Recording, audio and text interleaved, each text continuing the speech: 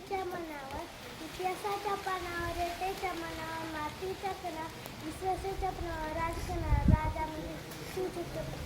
अख्ख्या जगाला हे वाटतंय मराठा केवढी शत्रूला पाणीपासून कोराजेची अखंड पताका बसणारे शिवाजी महाराज यांचा जन्म 1620 रोजी शिवनेरी किल्ल्यावर झाला.